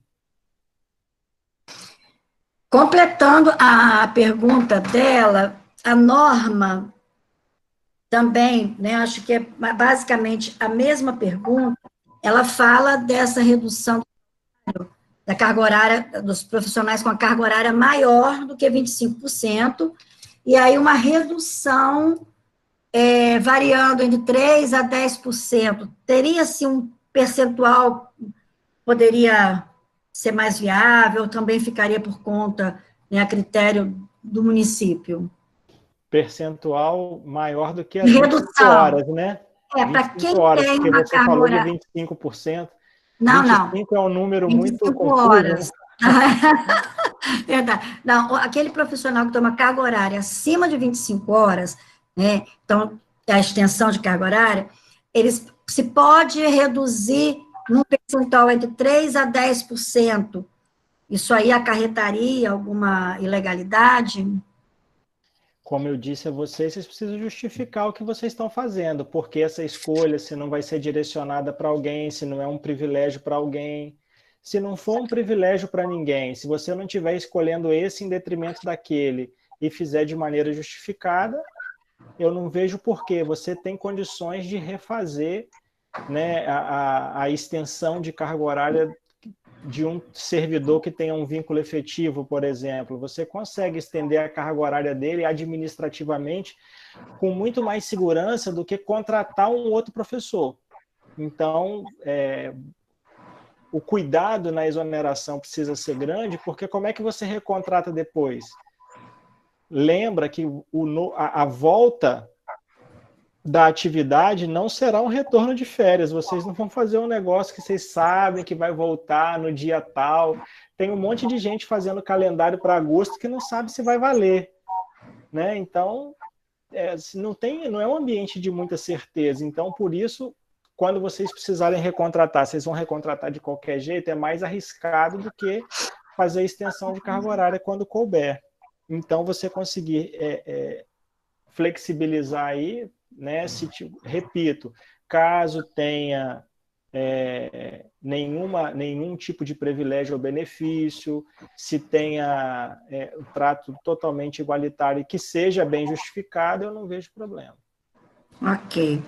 A Alice pergunta sobre, agora com esses novos protocolos, né, para o retorno às aulas, a contratação de coordenadores, novos coordenadores da escola, o aluno ao banheiro, sala para o banheiro, porque aí vai aumentar também o pessoal administrativo. Essa contratação, como é que poderia acontecer, de que forma, né, com que recurso poderia acontecer? Sempre que você for contratar alguém para a política de educação, você vai dividir recurso que você tem dentro dos 25%, que é o recurso que você tem destinado para a educação. Cada profissional que você levar para dentro, ele vai concorrer com os profissionais da educação. Então, é importante que vocês pensem e planejem muito bem a rede, e a rede em todas as suas especificidades. Que tipo de profissional que você vai ter, qual o percentual que você vai ter na regência de classe, quantos que vocês vão ter trabalhadores da educação, porque isso vai impactar no quanto você ganha. Daqui a pouco você está reduzindo o salário para conseguir pagar um número de profissionais a mais que você vai levar para dentro da educação, porque dificilmente também você vai conseguir aumentar muito o valor que você vai destinar, porque a gente fala em ultrapassar os limites de pagamento de pessoal, mas você não vai conseguir chegar a 100% da arrecadação com o pessoal da educação. Então, vai ter uma realidade que vai se impor aí. Então, esse planejamento ele vai ser fundamental. Agora, de onde vêm os recursos? Eles vão vir dessas fontes de financiamento que vocês estão discutindo nacionalmente, porque a arrecadação dos municípios, via de regra, pela previsão econômica que está estabelecida aí, ela vai cair. E qual é a garantia que vocês têm de recursos hoje? É a não extinção do limite de 25%, que está sendo discutido ser retirado no Congresso Nacional. Então, vocês precisam trabalhar para que isso não aconteça, para que se mantenha esse percentual. Ok. Só fazendo aqui um adendo na pergunta da Norma, ela colocou aqui que o questionamento dela da questão da redução da carga horária é dado ao fato da queda abrupta da arrecadação e o receio de não conseguir pagar a folha, né, nos meses de julho e aí por diante. Por isso que ela fez essa pergunta. É uma justificativa, entende, Elânia? Sim, então, sim. A minha resposta foi no sentido de, se tiver bem justificado, se não tiver benefício, se não tiver privilégio, é uma justificativa. Ok.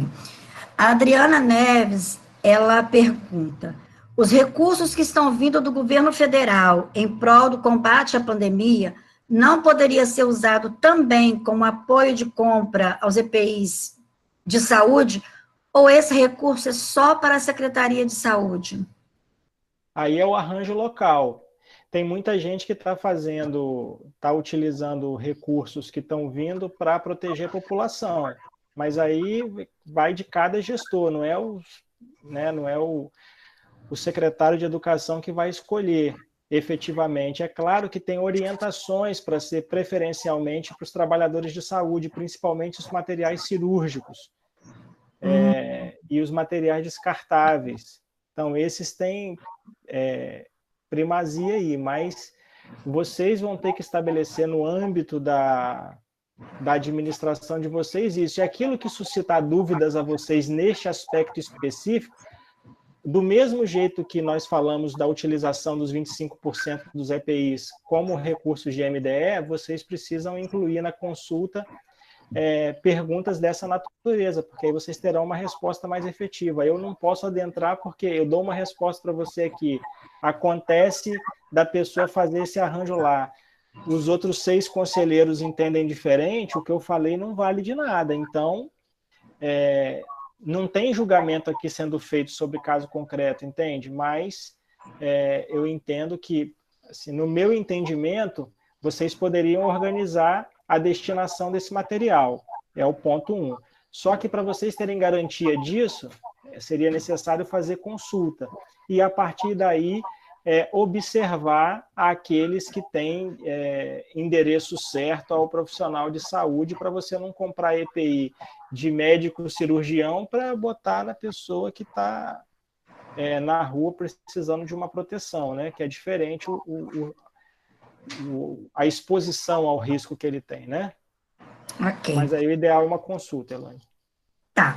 A Liliane pergunta: qual a legalidade de manter os ASGs e cuidadores contratados nesse momento onde as escolas estão sem funcionamento?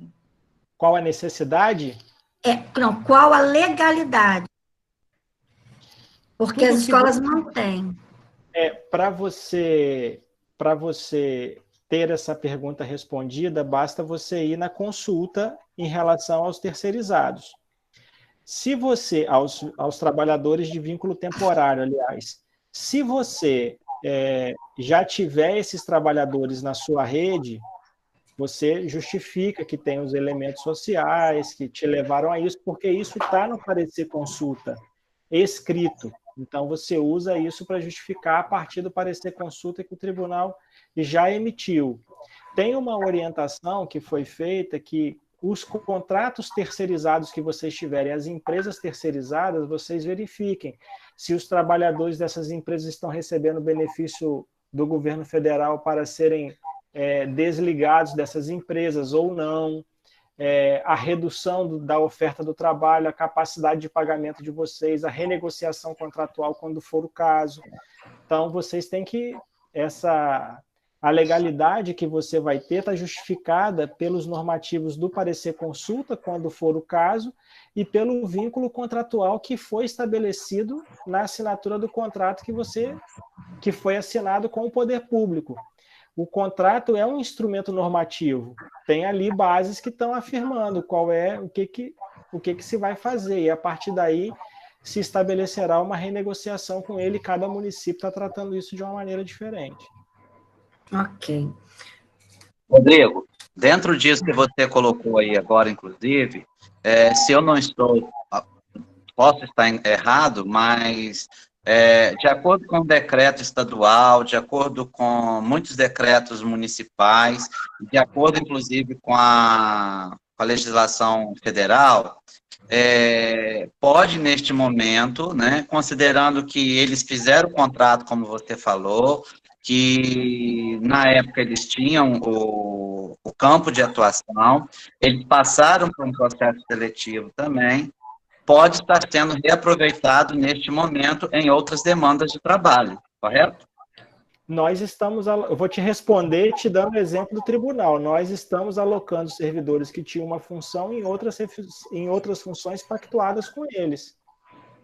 Por exemplo, motorista. A gente não tem...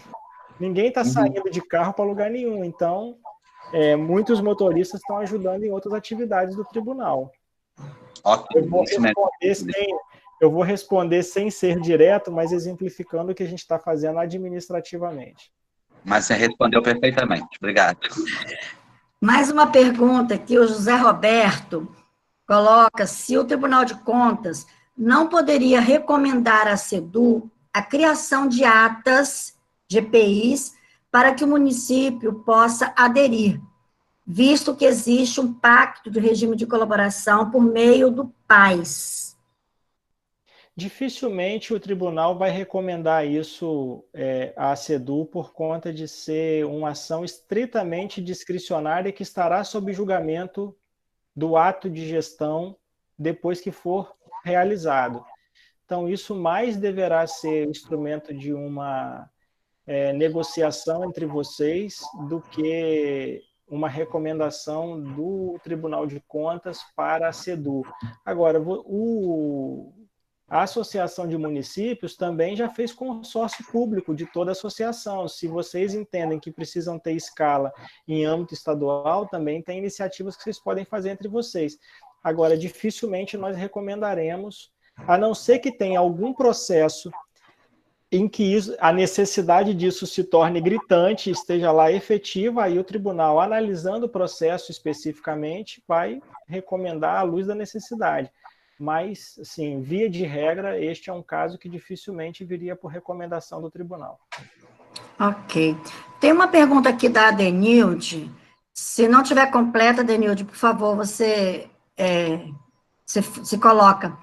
Ela fala assim, que além dos profissionais que são de grupo de risco, temos estudantes que deverão ter atendimento mais individualizados. Aí depois ela fala, deveria mudar, então, o artigo 70 da LDB? Aí é uma questão legislativa. Desculpa, não foi questões diferentes, né? Então, Denilde, é porque cortou aqui, por isso é que eu... Porque a minha fala ali foi quando falou que nós talvez precisaremos até contratar mais profissionais. Então, nós teremos, por exemplo, estudantes de grupos de risco que não poderão ir para a escola. E qual, então, essa medida que talvez nós teríamos que ter, talvez, né, profissionais com uma carga horária para dar um atendimento mais individualizado a esse estudante. Foi nesse sentido que eu coloquei. Uhum. As iniciativas vão ter que ser muito pensadas por vocês, né? Mais do que por nós, porque nós não estamos na vivência do dia a dia. A gente tem sensibilidade de entender que haverá uma série de necessidades. Agora, os alunos que não terão condição de vir, terão condições de fazer a aprendizagem por mediação de tecnologia? Têm acesso à internet? Vocês terão condições de oferecer plataformas de ensino? Estão falando muito de usar como exemplo esse Descomplica, que os meninos estudam para pré-vestibular, inclusive aqui em casa minhas meninas usaram. Porque é diferente também de um professor ir para frente da televisão dar uma aula para a televisão, né? Não é assim. Então, como é que vai fazer essa interação?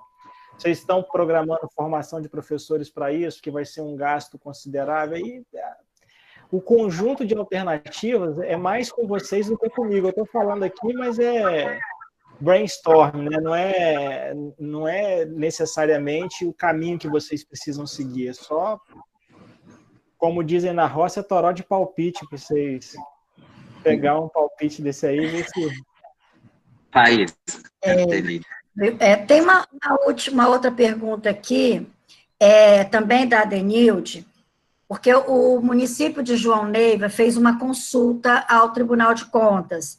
Então, na resposta, né, há um entendimento do tribunal de que não poderia diminuir a carga horária e os vencimentos dos profissionais, de que não poderia nem por lei própria do município. Isso é certo? O que ele está dizendo na consulta você não pode mandar um projeto de lei para determinar uma relação trabalhista, porque legislação trabalhista não é competência municipal, é competência nacional. Então, você não pode fazer uma legislação para estabelecer uma nova relação de trabalho. Você tem que obedecer a legislação federal. Se você fizer alguma coisa que afronte a legislação federal, isso é inconstitucional, então você não pode fazer. É isso que está estabelecido na consulta. Então, eu vou mandar um projeto de lei diminuindo o salário do professor. Ele vai judicializar contra você, porque tem leis federais que garantem a ele direito adquirido, enfim. E aí é por isso que isso está no contexto da consulta. Me permita só, Elânia, eu estava deixando para falar mais ao final, mas como eu estou percebendo que tem pessoas saindo da reunião, o Tribunal de Contas, ele mantém um site, um hot site, e aqui foi um alerta que a Cláudia me fez, e eu agradeço a Cláudia aqui, mantendo informações sobre o coronavírus, né, sobre as normativas que foram editadas, orientações aos gestores. Então, tem algumas dúvidas que vocês estão tendo aqui que vocês podem também consultar esse hot site, está lá tces.tc.br/coronavírus. E aí tem lá um conjunto de informações. Também tem um bannerzinho no site do Tribunal de Contas, vocês podem ir lá ler, tem uma série de informações. E também, se tiver algumas questões, vocês podem mandar para o contato do tribunal. Vou repetir, Mucurici. Vocês podem mandar para o contato do tribunal, né, perguntas, e aí vai ser recebida pela comunicação e ela passa para os nossos técnicos aquelas que puderem ser perguntadas. As que fugirem da possível resposta mais rápida, aí vocês fazem ambiente de consulta. O site é www.tces.tc.br/coronavírus. Vou escrever. Espera aí.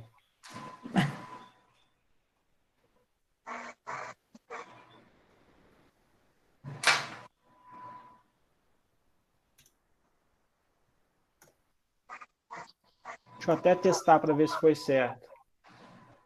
Está redirecionando, ok, deu certo. É esse mesmo. Ok. Está escrito aí. Não tem nenhuma pergunta aqui, mas eu gostaria de fazer duas perguntas. Não sei se alguém, né, faria. Com relação aos kits de merenda escolar. A gente acompanhou aí, durante um tempo, os secretários todos preocupados e com dificuldade de fazer esses kits por conta de recurso, e kits que iam por um caminho de atender alunos ou pelo Bolsa Família, ou CadÚnico, enfim. Só que os municípios estão recebendo do Ministério Público Local a cobrança de que tem que distribuir para todos os alunos. E a gente sabe que o parecer, né, que saiu é que você pode distribuir, né, para todos os alunos, mas os municípios não têm condições. Como que o Tribunal de Contas está vendo isso?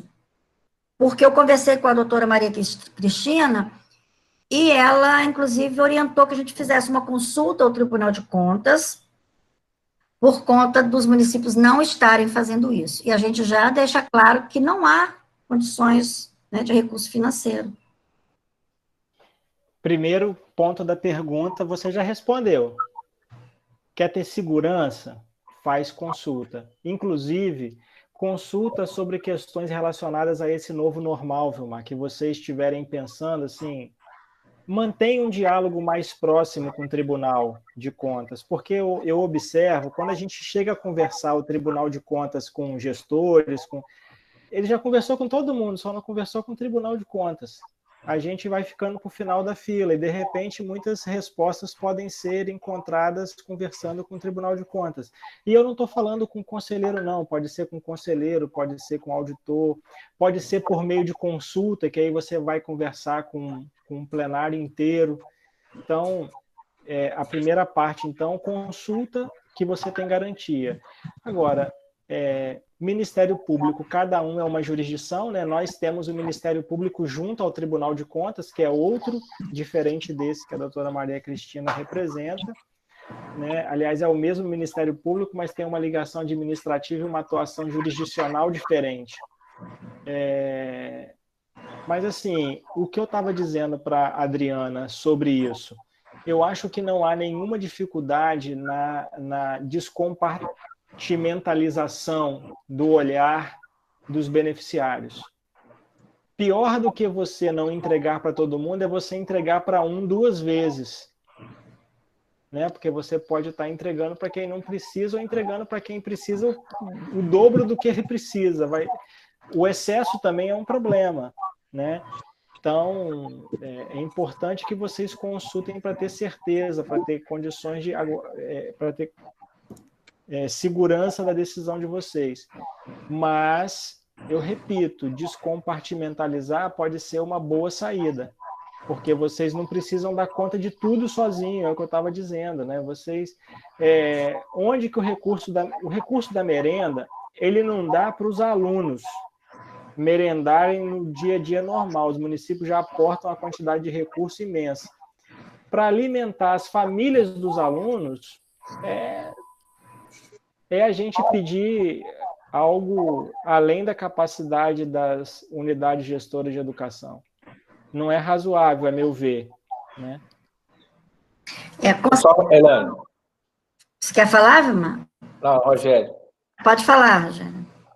Primeiro, agradecer ao Undime, né, por intermediar esse encontro com o Rodrigo. Agradecer ao Rodrigo a disponibilidade de estar tirando nossas dúvidas. São muitas, Rodrigo, mas acho que algumas já vão sendo solucionadas. Uma dúvida que eu tenho é que alguns municípios terão que fazer processos seletivos para a volta às aulas. Né? E tem uma recomendação, eu até respondi ao Tribunal de Contas, sobre a questão de ter provas para processo seletivo. Nesse período que a gente está de pandemia, haveria possibilidade de fazer esses processos seletivos sem prova? Ou poderia ser feito através, incluindo na consulta que o Vilmar vai fazer também essa questão?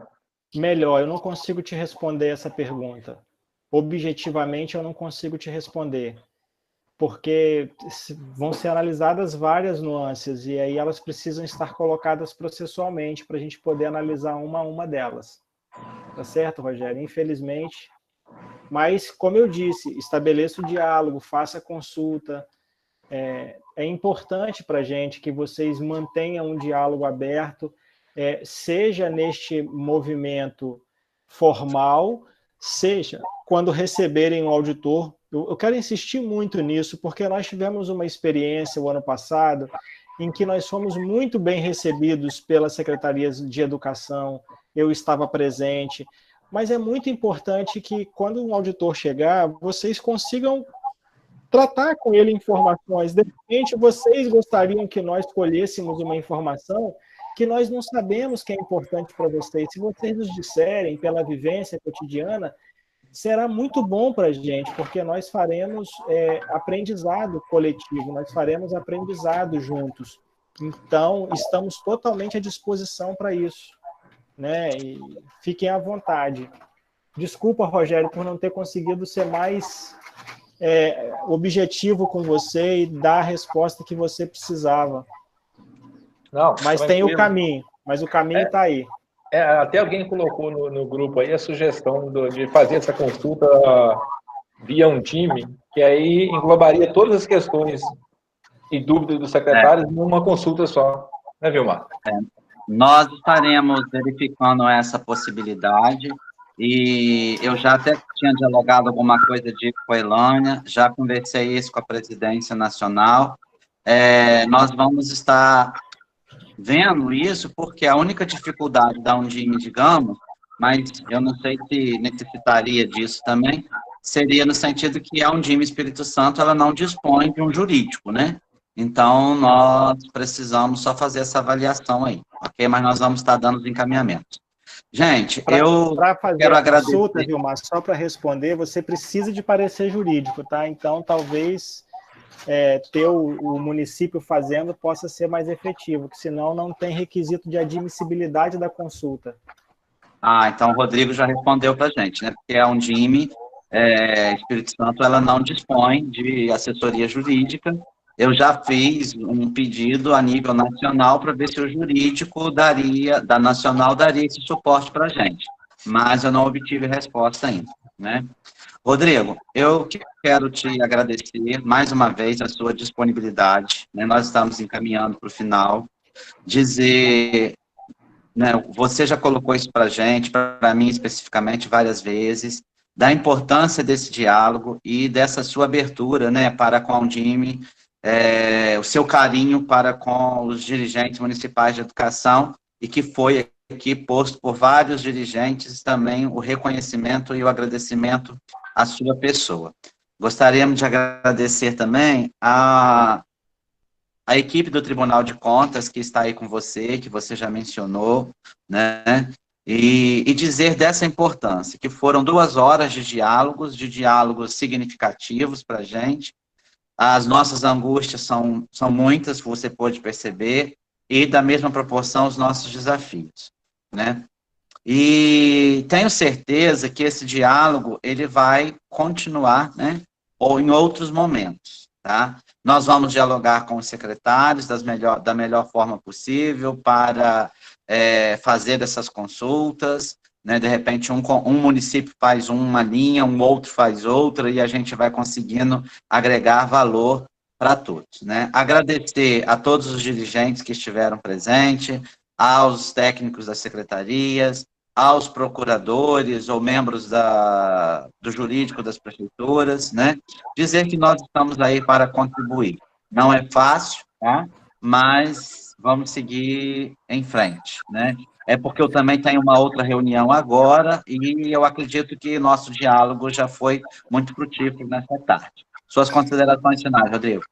Vilmar, antes das considerações do Rodrigo, rapidinho, só queria passar para os secretários que a Undime vai retornar a partir do dia 22 de junho com os workshops que nós fizemos o ano passado regionalmente, nós agora vamos fazer virtual. Então, vão receber todo o cronograma em breve. Contamos com a participação de todos vocês, divulgando na rede de cada um, tá? Rodrigo, por favor.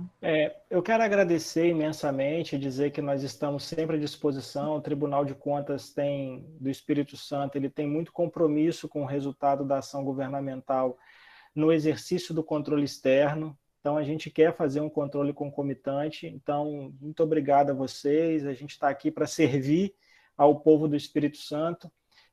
Se eu puder fazer um pedido a vocês, muito encarecido, quando o nosso Tribunal de Contas, por meio dos nossos auditores, encaminharem qualquer tipo de levantamento a vocês, por favor, tenham muito zelo, porque essa informação ela será a base para a tomada de decisões nossas na fiscalização e na definição de que auditorias nós vamos fazer, e de vocês também, porque nós vamos retornar todas as informações para vocês.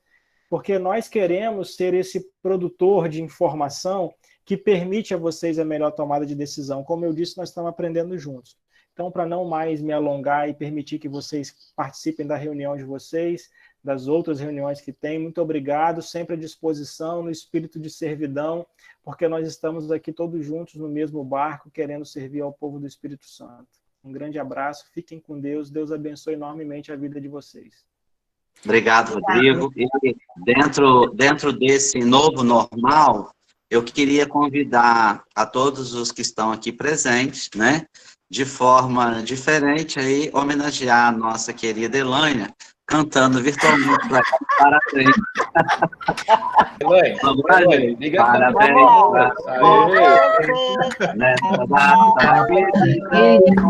Muita felicidade.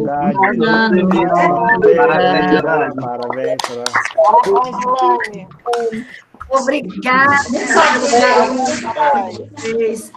Obrigada por fazer parte da minha vida. Eu sou muito feliz por trabalhar com vocês. O que eu faço é por amor. Amo vocês de coração. O dela, o quinto, não é você. Ele não está maduro, ele não tem... abraço. A gente sente falta de um zap seu, Elane. Gente, deixa eu só corrigir uma falha minha aqui também. Eu queria perguntar ao André, e ele gostaria de fazer uma fala também, André, você como vice-presidente da Undime, desculpe.